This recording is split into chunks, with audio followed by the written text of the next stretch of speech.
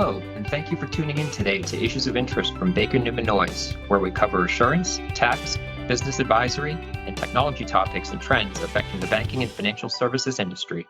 I'm Joe Jalbert, and I lead the banking and financial services practice here at BNN. Banks and financial institutions are constantly navigating volatility and change. Here at Issues of Interest, we help you stay current on what's happening in the industry so you can achieve success for your institution. Now, let's get into the episode.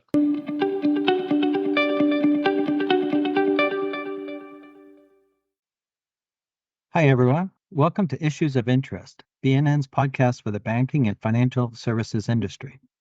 I am your host today, Pat Morin, Information Systems and Risk Assurance Principal at Baker Newman Noyes. I'm here with Pavel Vilchinsky, Cybersecurity Manager at BNN. Hi, Pavel. Good morning, Pat. Thanks for having me on this podcast. I'm excited to speak with you and the listeners.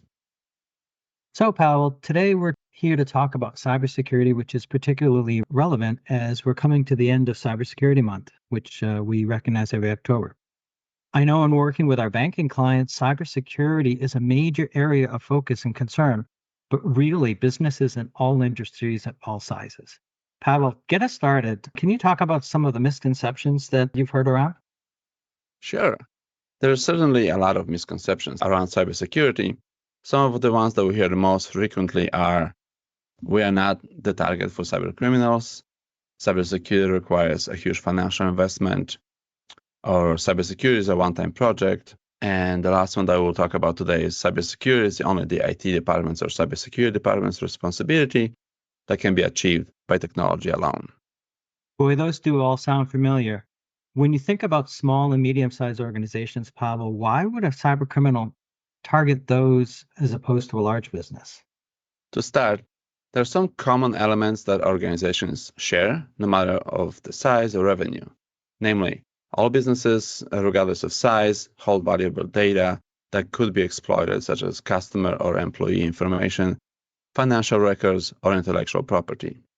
At the same time, small and medium-sized businesses tend to have more limited resources and can result in less robust security measures than the larger peers. That makes them easier targets for cyber criminals. Additionally, regardless of the size of businesses, cyber attacks are increasingly automated, meaning attackers can target many businesses at once without specific targeting. So we've heard about the automated attacks, and as we spoke a few days ago. Also, Pavel, I like your point that regardless of the size of the business, every business has data that could be potentially valuable and used by a cyber criminal. So thinking along those terms, can you give an example of the types of resources that larger businesses have and how a smaller business might be able to use similar tools? Yeah. So larger businesses with bigger cybersecurity and IT budgets have more tools at their disposal and more staff to handle all the elements of cybersecurity, from risk identification to data protection, through event detection and incident response efforts.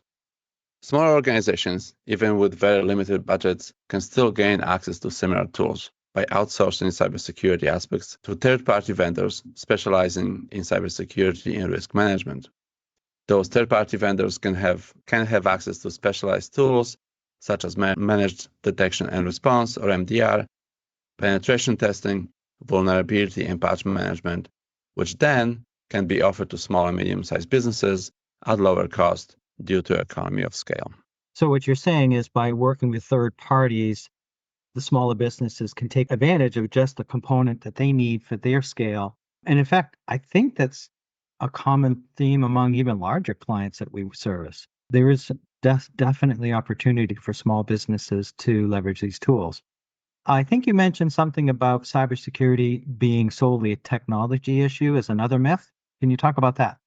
Yeah, so technology is just a piece of the equation. Cybersecurity is also about people and processes, not just technology and tools. Human error is a leading cause of cybersecurity breaches. In fact, 2023 Verizon Data Breach Investigations Report, DBIR, highlights that the human element is a factor in 74% of total breaches. This includes incidents such as clicking on a phishing link or making errors that can compromise security or misconfiguring systems.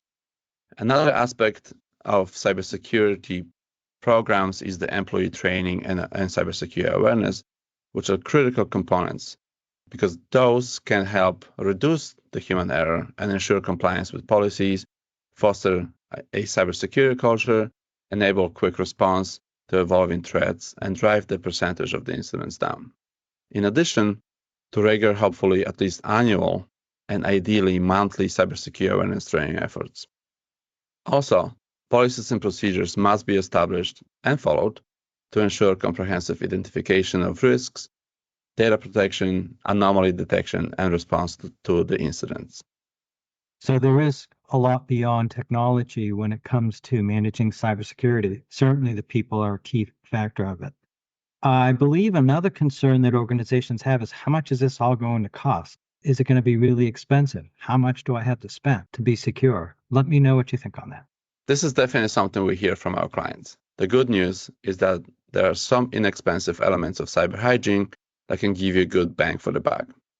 For example, some basic cybersecurity measures such as strong passwords, multi-factor authentication, regular software updates, good backups could be low cost but highly effective. Also, many cybersecurity tools and resources are available for free or at low cost, especially for small businesses. For example, the Cybersecurity and Infrastructure Security Agency, the CISA, offers a range of no-cost cybersecurity services designed specifically to organizations of small and medium size to build and maintain a robust and resilient cybersecurity framework. The cyber hygiene services help secure internet-facing systems from weak configurations and known vulnerabilities. They really do a great job. Investing in cybersecurity can also save money in the long run by preventing costly cybersecurity breaches and data loss. According to IBM's Cost of Data Breach report from 2024, the global average cost of data breach is around $4.8 million, a 10% increase over last year and the highest total ever. Naturally, small businesses won't experience that directly, but as the adage suggests, an ounce of prevention is worth a pound of cure. That's very interesting, Pavel. Those sound like practical steps that organizations can take that probably don't cost a whole lot, but can serve to provide a good foundation for the cybersecurity program. One other misconception I think you mentioned was that companies think that cybersecurity management is one and done. They can check it off and they don't need to do it again. But that's not how it works, right? It does not. It's certainly not a one and done. It's an ongoing process. It should be something that is constantly improved upon. So cybersecurity is an ongoing process that requires continuous monitoring, updating, and improvement because threats and risks are constantly evolving. So security measures must adapt to the new challenges. One example is a ransomware, which is just 10 years ago was starting to be a factor. Today, every organization needs to have protection measures in place and incident response ready to be executed. Also, the assessments and updates are necessary to maintain strong cybersecurity postures. Risks don't stay the same for very long, and the IT environments and threat landscapes change often. Many organizations still have some in-house presence, whereas others move to the cloud. With every major change, the risk needs to be reassessed and acted upon. For example, we do a lot of work with our clients on two aspects of that. We do a lot of cybersecurity and risk assessments, which are the point-in-time assessments of where the organization stands in terms of cybersecurity measures and controls, which then feeds into an ongoing process of updating cybersecurity or information security programs, which then take those new risks into consideration. And then based on the risk tolerance and risk appetite, are acted upon and mitigated or accepted as a risk. So this is very important and part of the ongoing process that we mentioned earlier. A lot of the risks that we do see is around the identity and access management. There's still a lot of organizations that have not increased the password complexities or length, and there's still a lot of organizations that have publicly facing systems without multi-factor authentications. These are probably the easiest risks to mitigate, but also easy for attackers to exploit. Yeah. And Pavel, you were just saying a minute ago that many organizations are migrating their on-premises solutions to cloud, like with Microsoft 365 or Google. And in that space, another risk that you and I have come across is organizations that don't quite recognize how important it is to have their administrator or high access credentials be used as little as possible and to instead use a regular low access or lesser permissioned account for their day-to-day activities. So could you speak to that just a little bit? And then we'll go on to the next myth. Yeah, so the idea of using your administrative account as your daily account is pretty risky because this daily account has access to, in many cases, to all of the systems or entire cloud infrastructure.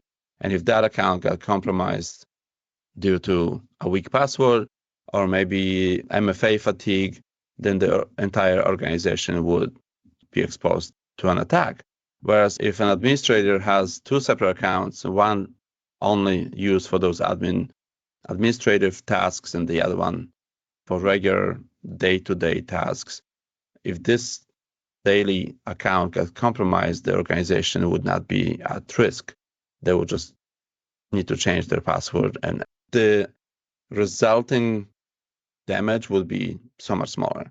So there's still a lot of organizations that maybe implemented their cloud infrastructure, a new software as a service solution, and had some of limited number of employees testing it as administrators, and then those administrative rights were not taken away. And that's something that we see pretty often, unfortunately, still. The Office 365 is a system a bank would commonly be using for their email. In fact, when you look at financial institutions, the place where business email compromise happens is most commonly in Outlook, right, Pavel? Yes, business email compromise is still a very big factor, also known as phishing emails. Phishing emails come in and the attackers pretend to be somebody else. They instill the sense of urgency or fear, and then employees who have not taken a second to evaluate the link, not implemented the lessons that they learned from the cybersecurity awareness training, could potentially expose the organization to an incident. Thanks, Pavel. So we've talked about steps companies can take and ongoing efforts and monitoring that's required. And we hinted to this before. This doesn't fall solely to the IT department, right? It involves others at organizations and financial institutions. That's correct. It's not just IT departments or cybersecurity departments' role. In fact, cybersecurity is a shared responsibility across the entire organization, involving all employees. In fact, anybody with an email address or any organization with a website is exposed to an attack. There's a lot of automated attacks that we mentioned before. And that's why every employee should be paying attention to bad links and suspicious emails. Technology alone is not going to always stop it. And IT department does not have this visibility. It's the employees that deal with the customers and emails every day. So technology alone cannot prevent all the attacks. Human vigilance and proper procedures are essential. These procedures, the incident response procedures that tell employees how to identify those potential attacks and then how to report them to the IT department. A culture of security awareness must be fostered throughout the organization to be effective. Everybody needs to be trained from the highest level of the organization down to the staff. Phishing emails are reported to the IT department by employees. Could be a cybersecurity incident or data breach that never happened. So if you see something suspicious in the email, report it, and if it's good, they'll report it back that it's fine, and then you can act on that. So it's just really easy to take a second or two and look at those red flags in the emails that you learn from cybersecurity awareness training. That's right. I like that word vigilance. I always like to talk about organizations instilling a culture of vigilance. Basically, those organizations that make it be part of what they do every day, make it part of their culture, just makes it something they do. And so it makes them successful in that space. Well, Pavel, that is the time we have for today. Is there anything you'd like to add that we haven't touched on already? Are there any key points that our listeners should walk away with today to help them protect their institution going forward? Yes. As of the airing of this episode, we'll be wrapping up the October Cybersecurity Awareness Month. BNN and a lot of other organizations have put out a lot of usable content out there. Pay attention to the evergreen topics of online safety and protecting information, both on the personal and corporate levels. These include strong passwords, multi-factor authentication, good cyber hygiene in the form of software updates, and good backup strategy. These simple and inexpensive steps can go a long way. Also, incorporate the lessons from the October Cybersecurity Awareness Month and review it often. The goal is for these best practices to be ingrained in your mind, just like you said, Pat, and instill the muscle memory for it to do its magic when we're faced with cybersecurity challenge in the form of phishing email or a suspect website logon screen. Pavel, that was really helpful. And in a good wrap up, you've mentioned about accessing resources that were made available during Cybersecurity Month. Is there anything in particular you would recommend our listeners take a look at? Sure. In addition to the articles available on our websites and the posts that we have been making along the way on LinkedIn, we recently published a cybersecurity ebook that is available on our website, and the link to it will be available in the show notes. You can also email me or Pat to get a copy of it. Pavel, it was great to chat with you today, and we covered some great topics and things to consider in the world of cyber. The banking industry is one of the more sensitive industries when it comes to thinking about cyber attacks. So tips and reminders on how to stay safe are always important. Absolutely, Pat. And thank you for sitting down with me, and thank you to the listeners for tuning in. I hope you found this information helpful. Yes, and we are always monitoring and sharing updates and developments. So stay tuned for more articles, podcasts, and resources from our team. Thanks all. Goodbye.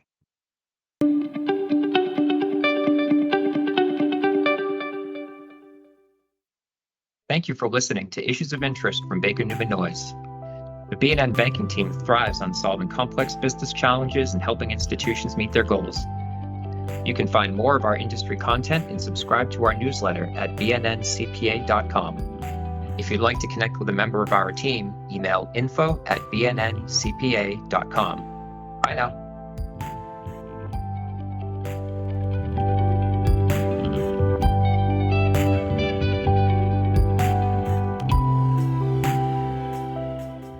This podcast is brought to you by Baker Newman Noyes. The information contained in this episode is based on data available as of the date of its release. BNN is under no obligation to update this information as changes occur. BNN podcasts, events, and publications are intended to provide general information to our clients and friends. It does not constitute accounting, tax, or legal advice, nor is it intended to convey a thorough treatment of the subject matter. The information in this podcast may or may not apply to your individual situation. Consult a professional for help applying these concepts to your personal circumstances. Please contact Baker Newman Noyes for additional assistance at info@bnncpa.com. More information can be found online at bnncpa.com.